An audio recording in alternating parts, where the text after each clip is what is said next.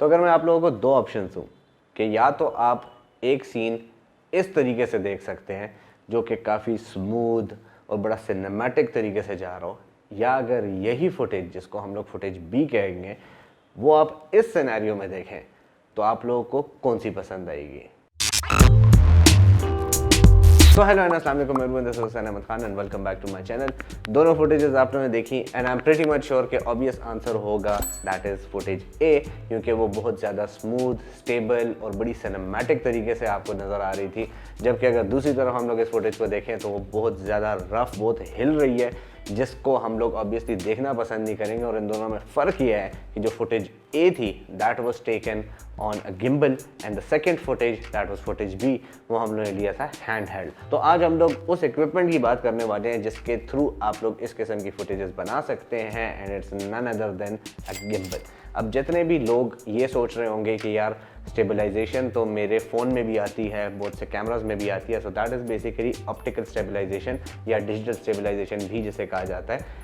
हम जिस चीज़ की बात कर रहे हैं आज दैट इज़ मोटराइज स्टेबलाइजेशन। और ऑप्टिकल स्टेबलाइजेशन और मोटराइज में क्या फ़र्क है, इसमें आने वाली वीडियोज़ में हम लोग बात करने वाले हैं। लेकिन आज हम लोग बात करेंगे स्टेबलाइजर्स की और उसमें हमारे पास आते हैं गिम्बल्स। तो अब ये सारा कॉन्सेप्ट समझने के लिए अगर हम थोड़ा सा हिस्ट्री में जाएँ तो 1975 से पहले जितनी भी फुटेजेस बनती थी, आया वो फिल्म्स के लिए थी या ड्रामास के लिए थी, जितनी भी कमर्शियल प्रोडक्शन होती थी, उसमें अगर आपकी मूविंग शॉट्स होती थी तो उसमें आपके पास सिर्फ दो ऑप्शंस होती थी कि या तो आप डॉली के थ्रू लें या आप जिप्स के थ्रू लें। और इन दोनों को देखने से आपको इतना अंदाज़ा तो हो गया होगा कि ये पोर्टेबल तो बिल्कुल भी नहीं है और इनकी ट्रांसपोर्टेशन बहुत ज़्यादा महंगी और मुश्किल होती थी। और इसी एक अपॉर्चुनिटी को देखते हुए एक कैमरामैन जिसका नाम डेविड था, उसने एक डिवाइस इन्वेंट की जिसको बाद में नाम दिया गया स्टेडी कैम का, and that was basically based on gyroscope, जिसमें आप 3 एक्सिस पे कोई भी चीज़ बीच में रखें तो वो हमेशा स्टेबल रहेगी। तो इसी के ऊपर स्टेडी कैम्स बेस हुए और स्टेडी कैम्स बहुत ज़्यादा टाइम तक चलते रहे। मतलब इवन अब भी बहुत से ऐसे प्रोफेशनल्स हैं जो कि गिम्बल्स या मोटराइज गिम्बल से ज़्यादा प्रेफर करते हैं कि वो स्टेडी कैम या ग्लाइड कैम यूज़ करें। लेकिन अगेन आपको स्टेडी कैम या ग्लाइड कैम के लिए थोड़ी सी टेक्निकल नॉलेज और थोड़ी सी ज़्यादा प्रैक्टिस चाहिए होती है। लेकिन अगर हम लोग बात करें मोटराइज गिम्बल्स की, तो जैसे जैसे टेक्नोलॉजी एनहांस होती रहती है उतना ज़्यादा आपको प्रैक्टिस कम, एक्सपीरियंस कम और काम आप ज़्यादा उससे निकाल सकते हैं।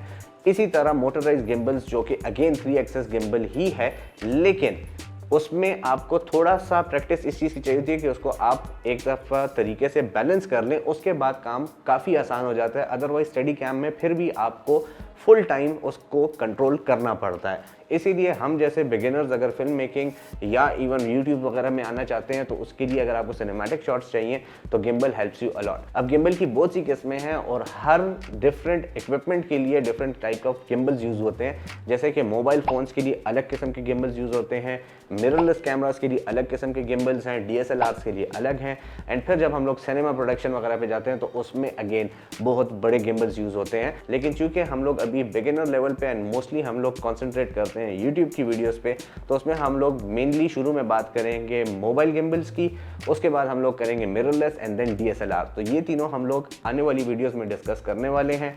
एंड अगेन हम लोग ऑप्टिकल और डिजिटल स्टेबलाइजेशन को भी डिस्कस करेंगे कि हाउ डिफरेंट इट इज़ और ऐसी कौन सी डिवाइसेस आ रही हैं जिसमें आपके पास ऑप्टिकल और इवन डिजिटल इनबिल्ट स्टेबलाइजेशन की ऑप्शंस हैं। That's it from my side for today.